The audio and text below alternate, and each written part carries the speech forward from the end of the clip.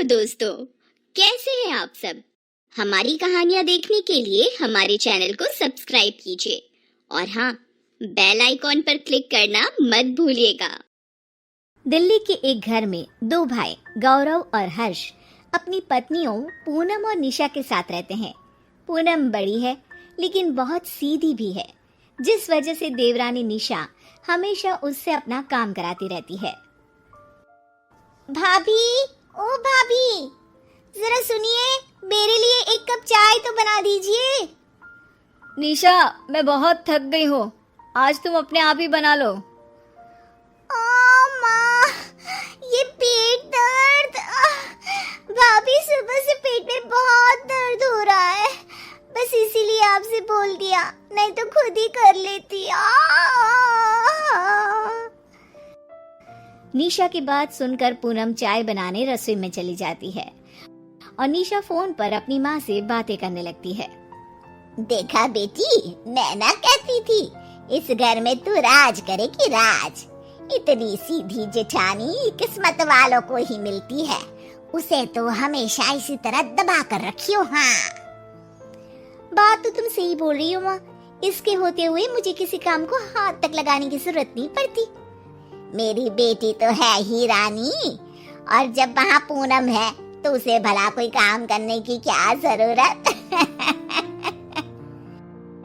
इतने में ही पूनम चाय लेकर कमरे के अंदर आ जाती है, जिसे देखकर निशा फोन काट देती है। ये लो निशा, तुम्हारी चाय। अरे भाभी, सूखी चाय? हद ही कर दी आपने, कुछ पकोड़े भी ले आती। अरे अभी कुछ बनाने का समय नहीं है, मुझे घर के दूसरे काम भी तो करने हैं ना। वो तो आप हर रोज ही करती है ना, और जल्दी जल्दी करने की आदत भी हो गई होगी आपको, पर मुझे सूखी चाय पीने की आदत नहीं है। अच्छा ठीक है, रुको लाती हूँ मैं। जितनी देर में पूनम निशा के लिए पकोड़े लेकर आती है, तब तक हर्ष भी घर आ जाता है, जिसे देखकर निशा तुरंत उठ खड़ी होती है और पूनम के साथ प्यार का दिखावा करने लगती है। अरे भाभी, मना करते हुए भी कितना काम कर देती हैं। आप ना बस अब आराम से चाय पियो, बाकी काम मैं कर दूंगी। हाँ भाभी, निशा है तो आप बस उसे काम बताकर आराम किया करो।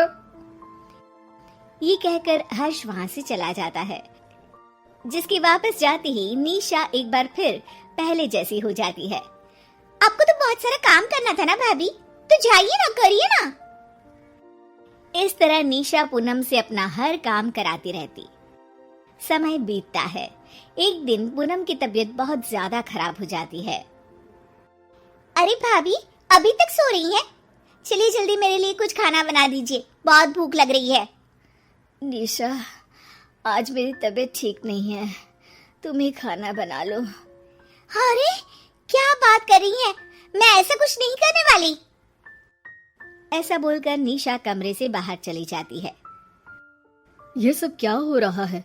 निशा तुम पर इतना हुक्म क्यों चलाती है और तुम उसकी हर बात क्यों मानती हो? क्योंकि मैं जानती हूँ कि आप हर्ष से कितना प्यार करते हैं, और ये भी पता है कि वो निशा की कोई बात नहीं टालता। इसीलिए मैं नहीं चाहती कि कहीं किसी बात पर निशा हर्ष को लेकर हमसे अलग हो जाए, वो आपको अच्छा नहीं लगेगा। तुम हम सब के बारे में कितना सोचती हो। हाँ, मैं हर्ष से बहुत प्यार करता हूँ, पर तुम्हारी इज्जत भी उतनी ही जरूरी है। पूनम और गौरव की ये बातें बाहर खड़ी निशा सुन लेती है। वाह, क्या चीज हाथ लगी है, इससे ये मुझे कभी किसी काम के लिए इनकार नहीं कर पाएगी। अब निशा पूनम से सारा काम कराने के साथ साथ कभी उसकी किसी ढील पर दोनों भाइयों के अलग करने की धमकी देना शुरू कर देती है। भाभी, जरा मेरे कमरे में भी झाड़ू लगा देना, बहुत गंदा हो रहा है। निशा, कम से कम अपना कमरा तो खुद साफ कर लिया करो। अगर आप यही चाहती है तो ठीक है, मैं इनसे अलग घर लेकर वहाँ रहने को कह देती हूँ। फिर अगर दोनों भाइयों के बीच दूरी आ जाए ना, तो आप ही जानो। हाँ। निशा की धमकियां सुनकर पूनम चुपचाप सारा काम करने लगती है। गौरव और पूनम दोनों को निशा के व्यवहार का पता होता है, लेकिन वो हर्ष को कभी कुछ नहीं बताते। एक बार हर्ष किसी काम के लिए शहर से बाहर चला जाता है, जिसके जाते ही निशा पूनम को पहले से और ज्यादा परेशान करने लगती है। अब तो हर्ष भी घर पर नहीं है, किसी को कुछ पता नहीं चलेगा। ए, जल्दी कपड़े धो और जल्दी जल्दी घर की सफाई करना शुरू कर दे। नहीं, पूनम अब तुम्हारा कोई काम नहीं करेगी। भाभी, जेठ जी मुझे काम करने के लिए बोल रहे हैं, आप कुछ बोलेंगी या फिर मैं हर्ष से घर बदलने की बात कर दूं? नहीं नहीं, छोड़िए ना आप, इन्हें अलग नहीं करना है, मैं काम कर दूंगी। निशा, पूनम और गौरव के बीच ये सब बातें चल रही होती है। तभी हर्ष वहां आकर सब कुछ सुन लेता है। निशा, मैं तुम्हें घर की लक्ष्मी बनाकर लाया था, पर तुमने तो पूरे घर को आग लगाना शुरू कर दिया। हर्ष की आवाज सुनकर निशा सहम कर बात बदलते हुए कहती है, नहीं नहीं, ऐसा कुछ नहीं है, भैया भाभी झूठ बोल रहे हैं। कौन सच बोल रहा है, कौन झूठ, मुझे सब पता है। जो मेरे भैया भाभी की इज्जत ना कर सके, मुझे ऐसी पत्नी इस घर में नहीं चाहिए। अभी के अभी सामान बांधो और अपनी माँ के घर जाओ। अपने पति की बात सुनकर निशा डर जाती है। नहीं नहीं, प्लीज मुझे माफ कर दीजिए, मुझे समझ में आ गया कि मैं कितनी बड़ी गलती कर रही हूँ।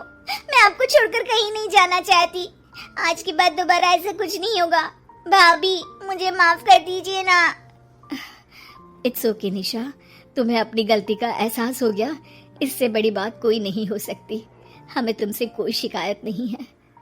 और हर्ष, तुम भी इस बात को अब भूल जाओ।